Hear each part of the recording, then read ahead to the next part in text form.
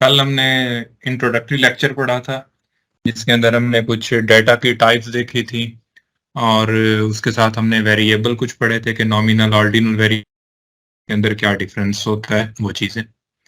तो आज मैं आपको एसपीएसएस की शीट बनाना सिखाऊंगा कि आपके पास कोई अगर परफार्मा होता है जिसके ऊपर आप डेटा कलेक्ट कर रहे हो तो रेस्पोंडेंट्स का उस परफार्मे की आपने सबसे पहले शीट कैसे बनानी है। अब मैं आपको एक परफार्मा दिखाता हूँ सैंपल के तौर पे ताकि आप उस परफार्मे को देखें। और इस फाइल के अंदर एक परफार्मा है diabetes and hepatitis C question है। ठीक है, लाइक ये किसी के थीसिस का एक परफार्मा है। उसने डायबिटीज के पेशेंट्स के अंदर देखना था कि हेपेटाइटिस सी की प्रेवलेंस कितनी है। नजर आ रहा है सबको परफार्मा?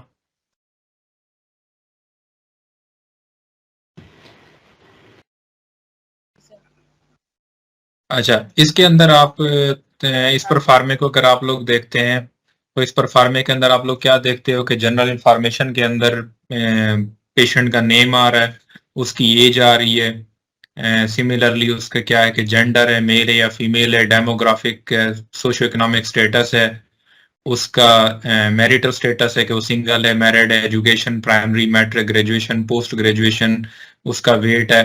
ये सारे डिफरेंट क्वेश्चन हैं जो उसने पेशेंट से रिस्पॉन्स कलेक्ट करने थे। अब वो क्या कर रहे हैं, वो ये आप लोग भी अपनी स्टडी करोगे तो आपकी स्टडी के पास इस तरह के क्वेश्चन आप लोग डेवलप करोगे, परफॉर्मेंस डेवलप करोगे कि आप लोगों के पास कोई डाटा आता है, तो आपने ये फॉर्म फिल करा है, उस डाटा को फिर आपने एसपीएसएस के अंदर एंटर करना है और एंटर करके आपने क्या करना है, उसका एनालिसिस करना है। तो ये हमारे पास एक क्वेश्चन है, ये क्वेश्चन मैं आप लोगों को सेंड करूंगा आफ्टर द क्लास। और आप लोगों ने क्या करनी है, इस क्वेश्चन की एक शीट बनानी है और शीट बना के आप लोग मुझे कल की क्लास से पहले कोशिश कीजिएगा कि मेल कर देंगे। मैं सबकी शीट्स चेक करके उसी मेल के रिप्लाई में आपको बता दूंगा कि आपकी शीट के अंदर क्या क्या एरर्स हैं, कहाँ पे आप लोगों ने डेटा गलत एंटर किया है। मैं आप लोगों को आज शीट बनाना सिखाऊंगा, फिर आप लोगों को यही परफार्मा दूंगा। आपने इस परफार्मे को क्या करना होगा, एसपीएसएस की शीट के अंदर एंटर करना होगा। थोड़ा सा कोई 40-45 मिनट का काम होगा आप लोगों के लिए, बट अगर आप लोग कर लोगे तो इसके अंदर ऑलमोस्ट कोई 35 to 40 क्वेश्चन है। उसमें आप लोग मुझे मेल कर दोगे वो शीट बना के एसपीएसएस के ऊपर, मैं उसको चेक कर लूंगा और जो मिस्टेक्स होंगी वो आपको हाईलाइट कर दूंगा और उनको कल की क्लास में साथ कुछ डिस्कस भी कर लेंगे कि कॉमन मिस्टेक्स कौन सी आ रही थी, ताकि आप लोगों को आइडिया होगा। तो वो हमने एसपीएसएस शीट किस तरह बनानी है। अच्छा, अब यहाँ पे कल मैंने आपको बताया था कि जब हम एसपीएसएस की शीट ओपन करते हैं तो हमारे पास दो तरह के विंडो ओपन होती हैं इसके अंदर। एक है हमारे पास डाटा व्यू है, एक है हमारे पास वेरिएबल व्यू। तो आपने जब अपना काम स्टार्ट करना होता है, आपके पास कोई डाटा एंटर नहीं हुआ हुआ, तो सबसे पहले आपने क्या करने हैं, वेरिएबल डिफाइन करने हैं। तो हमने वेरिएबल व्यू ओपन किया हुआ है। तो इस वेरिएबल व्यू के अंदर हम क्या करेंगे, पहले अपने वेरिएबल एंटर करना शुरू करेंगे। जैसे मैंने आपको क्वेश्चन आर दिखाया, उसके अंदर क्या था, एज था, पेशेंट की एज थी, जेंडर था, सोशियो इकोनॉमिक स्टेटस था, उनका ब्लड ग्रुप हो सकता है, उनका एजुकेशन लेवल हो सकता है, उनका एरिया ऑफ रेजिडेंस हो सकता है, उनकी हाइट हो सकती है, वेट हो सकती है, डिफरेंट क्वेश्चन हो सकते हैं जो आप अपने रेस्पोंडेंट से कलेक्ट करते हो। तो अब हाँ, आपने शीट बनानी है। इस शीट के अंदर आप लोग ये देखो कि अगर हम पहला पहला है कि आप वो कहता है कि अपने वेरिएबल का नाम दो। अब इसके अंदर कोई वो नहीं होता कि आप क्वेश्चन आर के अंदर क्वेश्चन जिस तरह से उसी तरतीब के अंदर लिखा हो आगे पीछे भी क्वेश्चन कर सकते हो, बट आप अगर उसी तरतीब से चलते हो तो आपके लिए क्वेश्चन एंटर करना इजी हो जाता है। फर्ज करो कि पहला पहला, एक बात याद रखना कि जब भी आप डाटा कलेक्ट करते हो तो डाटा के अंदर आप लोग यूजली एसपीएसएस शीट के अंदर आइडेंटिटी एंटर नहीं करते होते। मतलब आइडेंटिटी से मुराद ये है कि आप में के पास रेस्पोंडेंट का नेम है, वो अब नेम एंटर नहीं करते। उनका अगर कोई हॉस्पिटल का सीरियल नंबर आ रहा है वो हम एंटर नहीं करते। वो किसी ऑर्गेनाइजेशन के अंदर काम करता है, उसकी एम्प्लॉय आईडी है, वो आप एंटर नहीं करते। मतलब हम डेटा अपने के अंदर बाइस नहीं लाते। कोई ऐसी चीज जो किसी की आइडेंटिटी शो कर रही हो, जो उसकी पर्सनल आइडेंटिटी है, वो हम यूजली इस तरह एंटर नहीं करते, क्योंकि उसका एनालिसिस नहीं करना होता। आप अब एनालिसिस के अंदर ये तो नहीं चेक करोगे कि इतने नेम वाले रेस्पोंडेंट इतने थे, इतने नेम वाले इतने थे। तो आप लोग सिंपल वो वेरिएबल एंटर करते हो जिनका आपने रिजल्ट्स बनाने होते हैं। अब फर्ज करो कि मैं कहते हैं जी पहला वेरिएबल है हमारा, यहाँ पे हम नेम से शुरू करते हैं, इससे हम कहते हैं वो क्या है, हमारा एज है। आपने पहले पहले पेशेंट की क्या करनी है, या रेस्पोंडेंट है उनकी एज एंटर करनी है।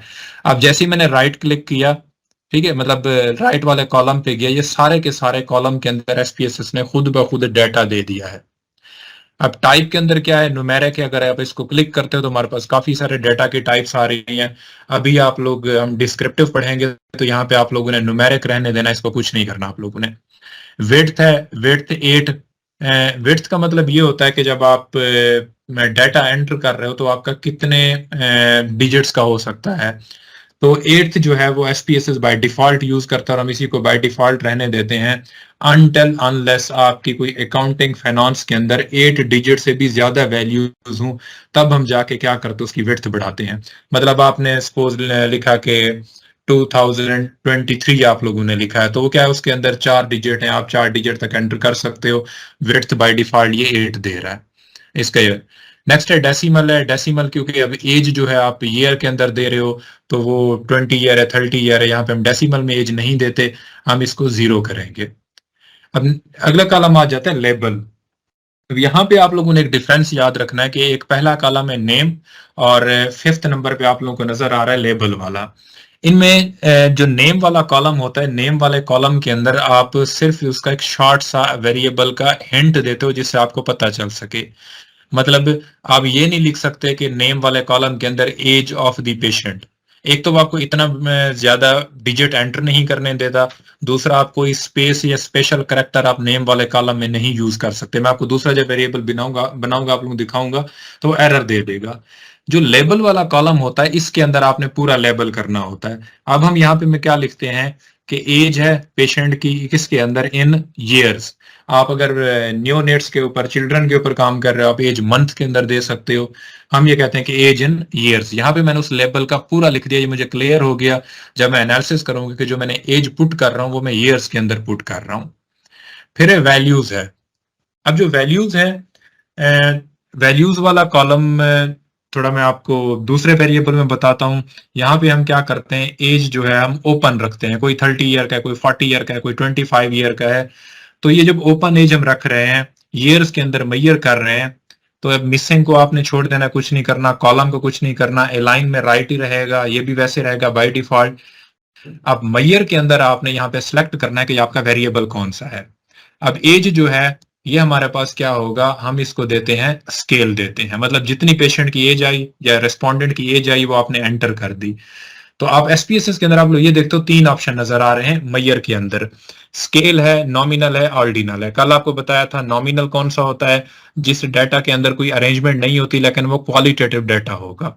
ऑर्डिनल ऐसा क्वालिटेटिव डाटा जिसके अंदर कोई अरेंजमेंट हो। और क्वांटिटेटिव डाटा की जितनी भी टाइप्स होती हैं, चाहे वो इंटरवल है या रेशो है या डिस्क्रीट है या कंटिन्यूअस है, वो एसपीएसएस के अंदर सारे के सारे आप क्या देते हो, स्केल में देते हो। तो age is a quantitative data, हम इसको क्या करेंगे, ऑप्शन स्केल का सिलेक्ट करेंगे। और ये हम क्योंकि डाटा इनपुट कर रहे हैं, ये रोल बाय डिफॉल्ट इनपुट ही रहेगा, हमने इनपुट करना है डाटा। पहला वेरिएबल हमारा ये बन गया। अब दूसरा वेरिएबल हम ये बनाते हैं कि मैं यहाँ पे कहता हूँ कि जो आपके रेस्पोंडेंट थे उनका आपने जेंडर एंटर करना है। जैसे राइट क्लिक करोगे सारे ऑप्शन क्लिक हो गए। ये टाइप न्यूमेरिक रहेगी, विड्थ क्या रहेगी, वही 80 रहेगी। डेसिमल में क्या करता हूँ, जेंडर जो होगा, जेंडर का डाटा डेसिमल में नहीं होता, इसको 0 कर देते हैं। यहाँ पे आप अगर लिखना चाहो हम इसको क्या लिखें, जेंडर ऑफ।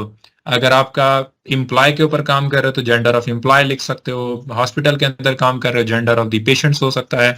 अगर आप क्या कर सकते हो कि जी किसी और जगह में काम कर रहे हो कि आप जो आपके हो सकते हैं कि जी मजदूर वगैरह कोई हो सकते हैं, उनका अगर आप डेटा कलेक्ट कर रहे हो, मतलब आपकी जो ऑर्गेनाइजेशन है आप उस हिसाब से क्या करते हो उनका जेंडर। तो यहाँ पे मैं क्या लिखता हूँ कि जी सॉरी, यहाँ पे लिखने जेंडर ऑफ पेशेंट्स, ये हमने उनका,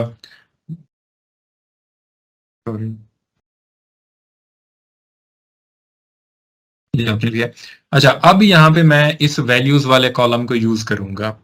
वैल्यूज वाला कॉलम आपको एक आसानी देता है डेटा की एंट्री के अंदर। फर्ज करो आपने 500 पेशेंट का डाटा एंटर करना है, उस 500 में या रिस्पोंडेंट का डाटा एंटर करना है, तो आप हर जगह पे मेल फीमेल नहीं लिखते रहोगे। आप एसपीएसएस को ऐसी वैल्यूज दे देते हो जिनको एसपीएसएस क्या करेगा, उन वैल्यूज को पिक करके वो खुद ब खुद डिफाइन करेगा कि ये डाटा क्या है, किस मेल का है या वो फीमेल का है। अब वैल्यूज के ऊपर 3 डॉट आपको नजर आ रहे हैं, इसके ऊपर हम क्लिक करेंगे, ये आपके पास नया टैब ओपन हो गया। अब मैं यहाँ पे देता हूँ वैल्यू 1 देता हूँ, और इसको लेबल में करता हूँ मेल। इसका मतलब ये है कि इस वेरिएबल जेंडर के अंदर अगर मैं 1 पुट करूंगा तो डेटा को एज अ मेल लेगा, इसको ऐड करो। फिर दूसरा क्या करो कि अगर मैं ये कहता हूं कि मैं वहां पे 2 वैल्यूज दूं, तो वो क्या करे, डेटा को पिक करे कि ये डेटा किस चीज का है, हमारे फीमेल रेस्पोंडेंट का है, इसको भी आप क्या कर दो, ऐड कर दो। तो 1 मैंने मेल को वैल्यू दे दी, 2 किसको दे दी, फीमेल को वैल्यू दे दी। तो हम अपनी एसपीएसएस शीट के अंदर जब डाटा एंटर करने लगेंगे तो हम हर जगह पे मेल और फीमेल अलग नहीं लिखेंगे। हमने वैल्यूज डिफाइन कर दी, हम 1 लिखेंगे वो मेल ले लेगा, 2 लिखेंगे वो डाटा फीमेल का ले लेगा। तो आप ये एंटर करने के, ऐड करने के बाद आप इसको क्या करोगे, ओके कर दोगे। तो ये वैल्यूज हमने इसके अंदर डिफाइन कर दी। अब क्योंकि जो जेंडर है, या वो मेल है या फीमेल है, तो ये डेटा कौन सा होगा हमारे पास, ये होगा नॉमिनल, क्योंकि इसके अंदर कोई ऑर्डर नहीं होता। आपकी मर्जी आप पहले फीमेल का डाटा एंटर करो, आपकी मर्जी है पहले मेल का डाटा एंटर करो। तो क्वालिटेटिव डाटा है, तो इसलिए हम क्या कहेंगे, that will be the nominal data, और ये भी क्या होगा, इनपुट होगा। थर्ड हम ये कहते हैं कि जी स्टेटस है, आप अपने रिस्पोंडेंट का स्टेटस लिखना चाहते हो। यहाँ भी मैं इसको क्या कर देता हूँ कि जी ये 0 कर दिया। अब ये स्टेटस क्या है, यहाँ पे आप उसको पूरा लेबल करोगे। हम ये कहते हैं कि जी उनका हम क्या कर रहे हैं, सोशो इकोनॉमिक स्टेटस। हम ये देखना चाह रहे हैं सोशो इकोनॉमिकली वो लोग कितने स्टेबल हैं। ठीक है, अब सोशो इकोनॉमिक स्टेटस जो है, मैं इसके अंदर वैल्यूज डिफाइन करता हूँ या एक ऑर्डर बनाता हूँ।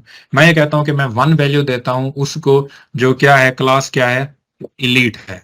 ठीक है, इसको मैंने ऐड कर दिया। अब आपने इसके अंदर एक ऑर्डर रखना होगा। 2 मैं देता हूँ किस चीज को, कि ये वो क्या है, रिच है। ये मैं इसको करता हूँ 3, मैं वैल्यू देता हूँ, और इसको मैं एंटर करता हूँ कि ये हमारे पास क्या होंगे, ये हमारे पास मिडिल तबका होगा। ठीक है, और इसी तरह मैं फोर्थ क्या देता हूँ, फोर्थ वैल्यू देता हूँ किस चीज को, उनको जो क्या होंगे, पुअर। ठीक है, और मैं यहाँ पे क्या करता हूँ, फिफ्थ देता हूँ इन उनको जो क्या हो सकते हैं, बिलो पोवर्टी हो सकते हैं। तो आपने इस तरह का जो डेटा होता है, हमेशा आप लोगों ने एक ऑर्डर के अंदर एंटर करना है। आप लोग ये नहीं है कि इलीट के बाद आप पुअर लिख दो, पुअर के बाद फिर रिच लिख दो। तो जो क्लासेस डिफाइन है सोसाइटी के अंदर या यूनिवर्सली, आपने उन क्लासेस के हिसाब से डेटा को अरेंज करना है। तो मैंने डाटा को अरेंज कर दिया। मैं फर्स्ट वैल्यू दे दी elite, second rich, third middle. अब ये किस में है, सोशो इकोनॉमिकली ये डिसेंडिंग ऑर्डर है। ठीक है, हायर वैल्यू से हम क्या कर रहे हैं, लोअर वैल्यू की तरफ जा रहे हैं। हम इसको क्या कर देंगे, ओके कर देंगे। अब ये डेटा मैंने एक ऑर्डर के अंदर एंटर किया है, तो यहां पे मैं इसको क्या करूंगा, अब ये नॉमिनल नहीं होगा, इसको मैं क्या कहूंगा, ये डेटा हमारा क्या होगा, ऑर्डिनल होगा। तो इसके लिए हमने इसको क्या कर दिया, ऑर्डिनल दे दिया। अच्छा, ये हो गया। इसी तरह कुछ स्टडीज ऐसी होती हैं जहां के ऊपर आप क्या करते हो, एज ले रहे होते हो रेस्पोंडेंट की।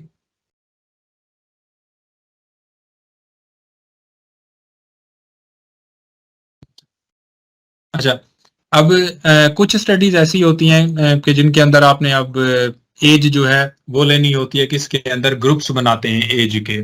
लाइक स्पेसिफिकली अगर मैं बात करूं कि फिजियोथेरापी डिपार्टमेंट जो है, यहाँ पे हमारे डीपीटी के स्टूडेंट भी हैं जो क्लास ले रहे हैं, वो यूजली क्या कर रहे होते हैं, जब वो काम कर रहे होते हैं तो उन्होंने अपने पेशेंट्स को एज ग्रुप्स में डिवाइड किया होता है कि 10 to 20 ईयर वाला एक ग्रुप है, 21 to 30 ईयर वाला है, 31 to 40 ईयर वाला, इस तरह ग्रुप है। तो अगर एज के भी आप लोगों ने ग्रुप्स बनाए हुए हैं, तो वो भी क्या आएगा, आपका ऑर्डिनल में आएगा। तो आपने इस तरह के वेरिएबल आपने क्या करने हैं, डिफाइन करने हैं, कि एज हो गया, जेंडर हो गया, स्टेटस हो गया।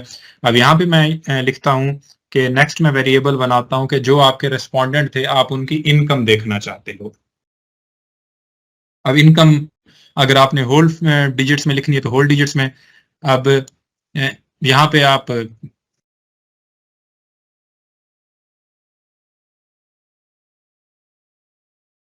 यहाँ पे मैं क्या लिखता हूँ कि इसको पूरा मैं लेबल करता हूँ इनकम ऑफ, हम क्या कहते हैं, रेस्पोंडेंट्स कहते हैं। ये हमने एंटर किया।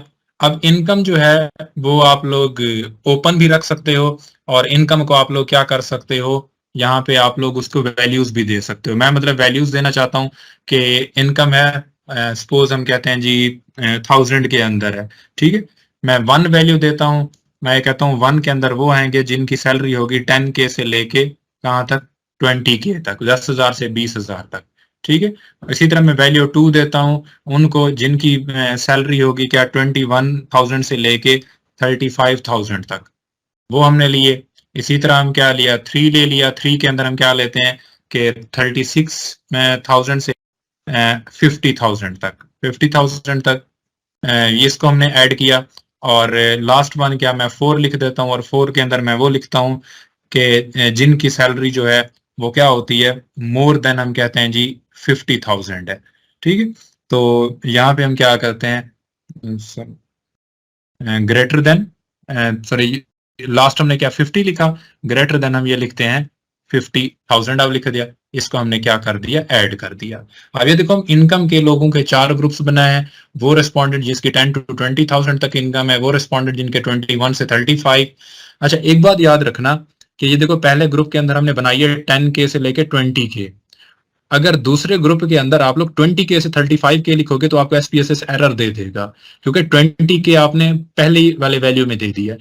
तो 20 तक वहां पे आ रहा है, तो यहाँ पे आप लोगों ने 21 से लिखना है। यहाँ 21 से 35 है, तो नेक्स्ट के अंदर मैंने देखो 36 से स्टार्ट किया है। तो अब यहाँ पे रिपीटिशन नहीं लगा सकते। अगर मैं यहाँ सिर्फ 50 लिखता वो एरर दे देता। यहाँ पे मैंने 7 सैंपल क्या लगाया, मोर देन 50 वाला 4 पे। तो ये हमने इसको क्या कर दिया, एक असेंडिंग ऑर्डर में अरेंज कर दिया। और ये वाला वेरिएबल भी हमारा कौन सा बनेगा, that will be the ordinal variable, ठीक है। ये हो गया। अब नेक्स्ट जो है कि हम ये कहते हैं कि जी अपने रेस्पोंडेंट्स से हम ये क्वेश्चन लेना चाह रहे हैं कि उनकी जॉब सेटिस्फेक्शन। सपोज कि हम यहाँ पे लिखते हैं सेटिस्फेक्शन, और इसको मैं क्या कर देता हूँ जी 0, और इसको हम पूरा लेबल कर देता हूँ जॉब सेटिस्फेक्शन इस चीज की ऑफ रेस्पोंडेंट्स, ठीक।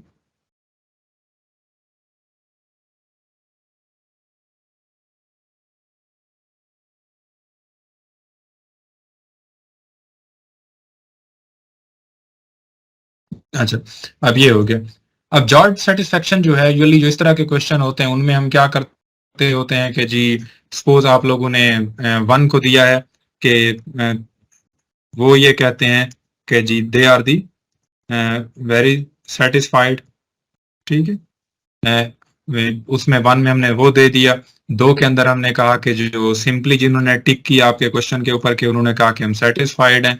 3 के ऊपर वो आए जिन्होंने कहा कि जी न्यूट्रल, जो मतलब कोई या कमेंट नहीं करना चाहते थे। 4th के ऊपर हमने वो कहा कि जो क्या है अपनी जॉब के साथ डिससेटिस्फाइड है, ठीक है। और 5th के ऊपर हम क्या करते हैं, उनको लिखते हैं जो क्या है स्ट्रांगली डिससेटिस्फाइड। ये ऐड कर दिया हमने, क्योंकि ये भी हमने क्या किया है कि अब अच्छा, अब इस तरह के जो क्वेश्चन आते हैं आप लोगों में से कोई बताया कि अब ये वाला हमने वैल्यूज दी है, तो ये जो डाटा होगा ये वाला वेरिएबल कौन सा होगा, नॉमिनल होगा ऑर्डिनल होगा? नॉमिनल होगा जी, सर। कोई हम और? सीरीज में दे रहे हैं तो ये ऑर्डिनल नहीं होगा।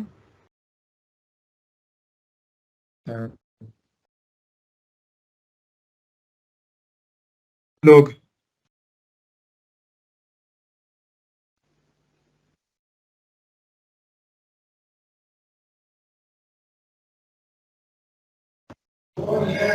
जी, बाकी कोई है?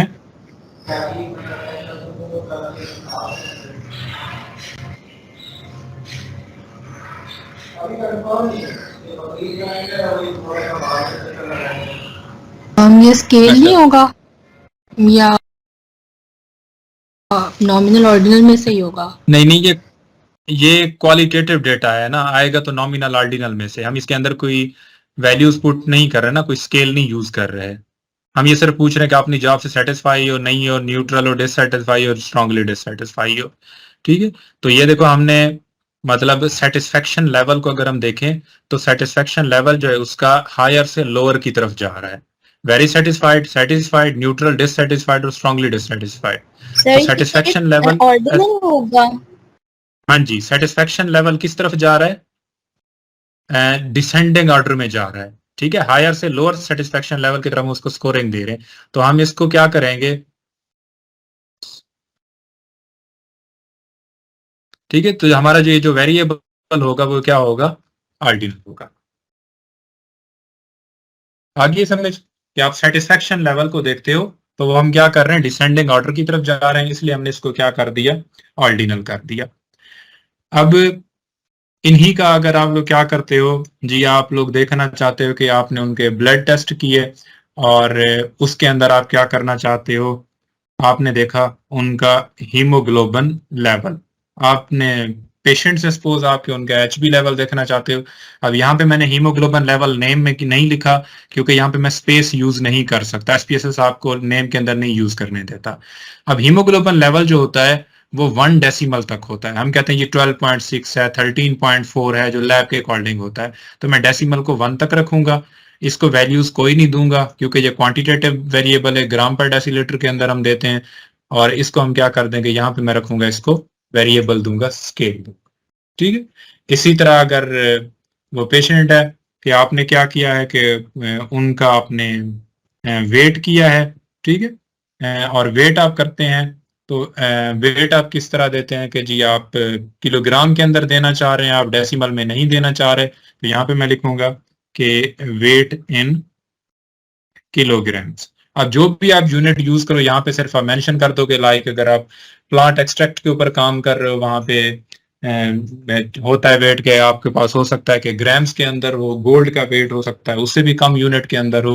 तो जो आप यूनिट यूज कर रहे हो यहाँ पे आप लिख दोगे लेबल के अंदर के जो आप वेट ले रहे हो वो किसके अंदर ले रहे हो। अब ये भी क्योंकि क्वांटिटेटिव डेटा है तो यहाँ पे हम वैल्यूज डिफाइन नहीं करेंगे, इसको हम क्या कर देंगे, स्केल दे देंगे। तो वैल्यूज जो डिफाइन जहां भी होती हैं वो नॉमिनल या ऑर्डिनल या क्वालिटेटिव डेटा में हम डिफाइन करते हैं। क्वांटिटेटिव डेटा के अंदर हम वैल्यूज डिफाइन नहीं करते। समझ आ गई है? रिपीट कर दे, क्वालिटेटिव और क्वांटिटेटिव में किस में नहीं करते हम? अच्छा, जो क्वालिटेटिव डेटा होता है, क्वालिटेटिव डेटा के अंदर 2 ही वेरिएबल होते हैं, या नॉमिनल होता है या ऑर्डिनल होता है। तो जो हम यहाँ पे वैल्यूज दे रहे हैं, ठीक है, जैसे ये देखो ये ऑर्डिनल हमने वेरिएबल बनाया है। इसी तरह अगर हम क्या करते हैं, कोई नॉमिनल वेरिएबल देते हैं, तो क्वालिटेटिव डेटा के अंदर नॉमिनल और ऑर्डिनल वेरिएबल होते हैं, या तो वो यस नो वाला ऑप्शन होता है या वो असेंडिंग डिसेंडिंग ऑर्डर के अंदर होता है। तो इससे आप वहां पे सिर्फ वैल्यूज वाला कॉलम आप डिफाइन करते हो। जो आपका डेटा होता है क्वांटिटेटिव, क्वांटिटेटिव के अंदर तो आपका कोई ऑर्डर नहीं होता, आपके पास जो जिस इंडिविजुअल का जो वेट आ रहा है, जो एचबी लेवल आ रहा है, वो आप क्या करोगे, एंटर करते जाओगे। तो वहां पे आप वैल्यूज डिफाइन नहीं करते। जहां भी वैल्यूज डिफाइन होती हैं, जैसे मैंने मेल और फीमेल लिखा है, ये नॉमिनल डेटा है, यहाँ पे हमने वैल्यूज दी हैं, तो वैल्यूज वाला कॉलम सिर्फ क्वालिटेटिव डेटा में यूज होता है, क्वांटिटेटिव के अंदर हम यूज नहीं करते।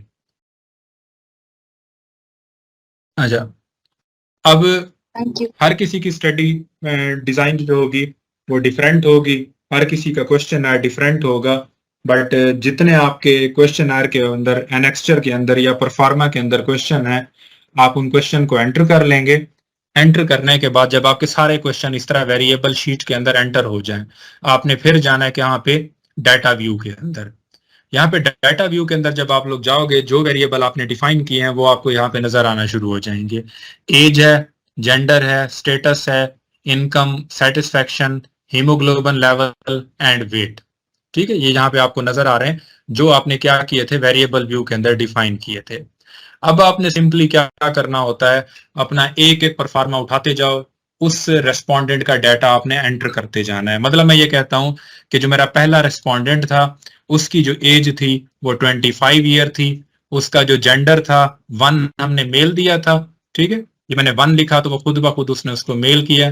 स्टेटस, सोशियो इकोनॉमिक स्टेटस हमने 1 to 5 दिया था, मैं ये कहता हूं कि वो स्टेटस उसका पुअर था, मैंने वैल्यू 4 दी तो खुद ब खुद उसने पिक कर लिया कि वो स्टेटस क्या है, उसका पुअर है, वैल्यू आपने डिफाइन की हुई है। इनकम है, मैं कहता हूं उसकी 10 to 20,000 की रेंज के अंदर है, तो वो क्या था, हमने वैल्यू दी थी 1, ठीक है, तो आप वैल्यू 1 दोगे तो उसने खुद ब खुद 10 to 20 के दे दिया। जॉब सेटिस्फेक्शन लेवल है, वो कहता है जी इतनी सैलरी के ऊपर जाहिर बात है वो यूजुअली डिससेटिस्फाई होगा या स्ट्रांगली डिससेटिस्फाई होगा। मैं इसको 4 एंटर करता हूं तो उसने खुद उठा दिया कि डिससेटिस्फाइड, आपने 4 वैल्यूज डिफाइन की थी। अब नेक्स्ट है HB। अब HB जो है वो आपने डेसिमल के अंदर दिया था। हाँ जी, अन्नम सऊद आप हैंड रेज कर रही हैं। जी सर, मेरा तो जब मैं एंटर कर रही हूँ तो वो इसमें ये वैल्यूज नहीं आ रही। अरे की वैल्यू सारी मैंने सेम डाली। अच्छा, आप ऊपर देखें यहाँ पे SPSS शीट के ऊपर ये आपको A और 1 के नाम से एक नजर आ रहा है यहाँ पे वैल्यू लेबल। जी जी, इसके ऊपर क्लिक करें, आपका ठीक होता है। जी आप ठीक हो गया, थैंक यू। हाँ जी, ठीक है, वो हाइड हुआ हुआ था।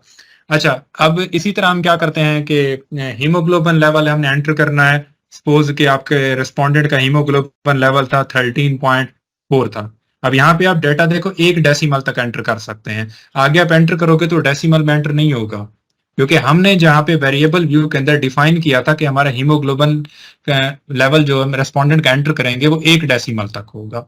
तो जितने आप डेसिमल यहाँ पे डिफाइन करोगे डेटा, उतने डेसिमल तक एंटर कर सकोगे। उसके बाद वेट है, हमने केजी के अंदर दिया था। सपोज हम कहते हैं जी हमारे इस रेस्पोंडेंट का वेट है 67 kg।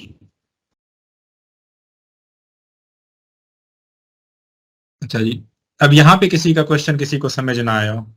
तैयबा चौधरी। सर ये जो है ये मैं भी एंटर कर रही हूँ, नेम की जगह वेरिएबल 001 आ रहा है ना, तो वो मैं जब एंटर करती हूँ तो वो कहते हैं कि variable name contains an illegal character. Sir इसका क्या मतलब है? किस जगह पे बच्चे?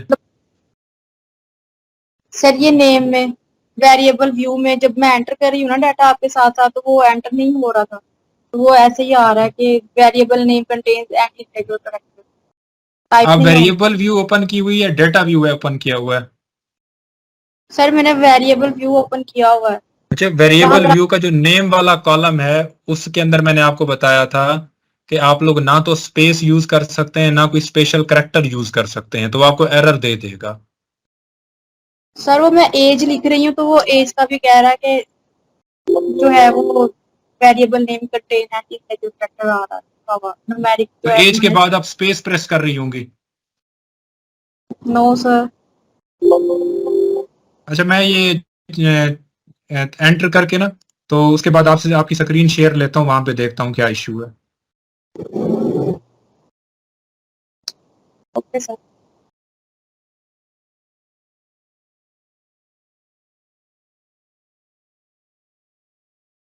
अच्छा जी, अब ठीक है, अब डेटा व्यू के अंदर हम वही जा रहे हैं। हमारा जो पहला रेस्पोंडेंट था उसका हमने डेटा पुट कर लिया। सेकंड रेस्पोंडेंट है, हम कहते हैं जी एज है उसकी 45 है। जेंडर क्या है उनका, फीमेल 2 हमने पुट किया, खुद ब खुद फीमेल लेगा। स्टेटस हम क्या कहते हैं जी 2 लिखते हैं, 2 पे क्या आ गया, रिच आ गया। सैलरी जो स्टेटस है मैं उसका 4 लिखता हूँ, that is the more than 50,000। और अपनी जॉब से वो क्या है, वो अपनी जॉब से क्या है कि हम कहते हैं जी सेटिस्फाई है, 2 मैंने लिखा तो उसने सेटिस्फाई पिक कर लिया। हीमोग्लोबिन लेवल हम ये कहते हैं जी उसका 12.6 है, और वेट उसका जो है वो क्या है 59 kg है। तो अब ये पहले पेशेंट का आपका डाटा लेफ्ट टू राइट आपने सारा एंटर किया, दूसरे पेशेंट का आपने क्या किया, लेफ्ट टू राइट डाटा आपने एंटर किया। इस तरह आपके पास जितने भी सैंपल साइज है, चाहे आपके पास 1000 पेशेंट्स का डेटा है, 2000 का है, आपने क्या करना है, अपनी SPSS शीट के अंदर आपने एंटर करते जाना है।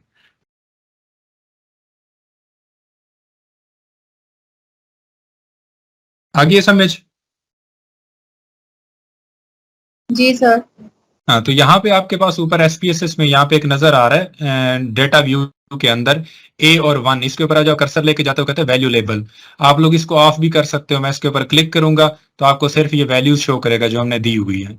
लेकिन इन वैल्यूज का एक्चुअल मतलब वही है जो आप लेबल ऑन करके देख सकते हो। तो आपकी मर्जी है, लेबल ऑन करके डेटा को देखो, लेबल ऑफ करके देखो, लेकिन वो डेटा एंटर सेम हुआ है।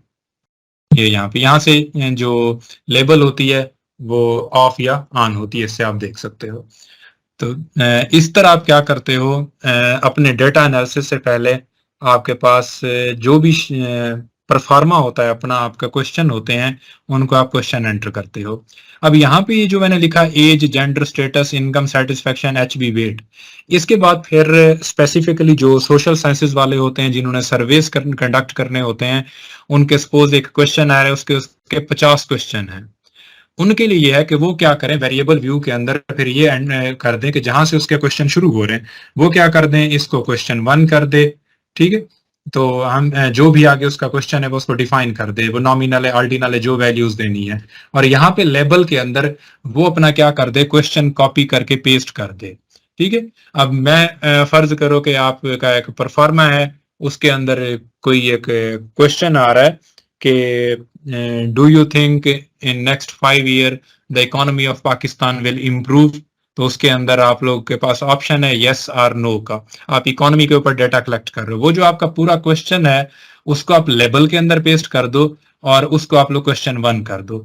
तो जितने आपके क्वेश्चन है, इसको यहाँ पे क्वेश्चन 2 है, क्वेश्चन 3 है, क्वेश्चन 4, फिर परफॉर्मे के अंदर जो क्वेश्चन आ जाते हैं स्पेसिफिकली सर्वे बेस्ड के, आप उनको Q1 2 3 4 करते जाओ और उस क्वेश्चन की जो स्टेटमेंट होती है वो आप लोग क्या करो, लेबल के अंदर पेस्ट करते जाओ, क्योंकि लेबल के अंदर कोई करैक्टर लिमिट नहीं है, यहाँ पे अपना पूरा क्वेश्चन पुट कर सकते हो। तो यहाँ पे क्वेश्चन नंबर देते जाओ, ये इजी होगा क्योंकि यहाँ पे नेम के अंदर आप फुल नहीं लिख सकते। अब यहाँ पे सपोज मैं लिखता हूँ कि कोई भी, मैं अगर यहाँ पे लिखना चाहता हूँ कि कॉज ऑफ ट्रैफिक एक्सीडेंट, ये मैंने लिखा, इसको जैसे मैं राइट पे जाता हूं तो उसने क्या किया, variable name contain an illegal character, क्योंकि मैंने इसके अंदर स्पेस यूज की है। तो जो नेम वाला कॉलम होता है वो सिर्फ आपको एक हिंट यूज करने देता है वेरिएबल का, आप यहाँ पे स्पेस या स्पेशल कैरेक्टर यूज नहीं कर सकते। इसलिए बेहतर होता है कि जब आपकी इस तरह की सीरीज में क्वेश्चन आ रहे हो सर्वे बेस्ड स्टडी के अंदर, आप उनको Q1 2 3 4 करते जाओ और उस क्वेश्चन की जो स्टेटमेंट होती है वो लेबल के अंदर पुट करते जाओ। तो लेबल का जो ऑप्शन होता है ये वाला आपको ये फैसिलिटेट करता है कि आपके क्वेश्चन की स्टेटमेंट यहाँ पे आ जाती है। तो जिस क्वेश्चन को आप लेबल करोगे और डेटा एनालिसिस करोगे, तो डेटा एनालिसिस के अंदर जो ग्राफ बनेंगे, जो टेबल बनेगी, चार्ट लेबलिंग होगी, वो ये नेम वाला नहीं आएगा, वो आपका लेबल वाला उठाएगा। तो इसलिए यहाँ पे अगर आप लोग क्वेश्चन 1 2 3 4 5 6 कर रहे हो इसके और यहाँ पे आप लेबल पूरा कर रहे हो, तो आपको फिर परेशान होने की जरूरत नहीं है कि हमारे ग्राफ के अंदर वो लेबलिंग है ये नहीं आएगी। तो आपका ग्राफ जो होते हैं वो ग्राफ क्या करते हैं, इस कॉलम को उठाते हैं, मतलब वो लिखा होगा वहां पे age in year, gender of patient, socio economic status, जो आपके ग्राफ बनेंगे, टेबल बनेंगे, जो उनकी ऑटोमेटिक लेबलिंग होगी, वो लेबलिंग क्या होगी, इसकी तरफ से होगी।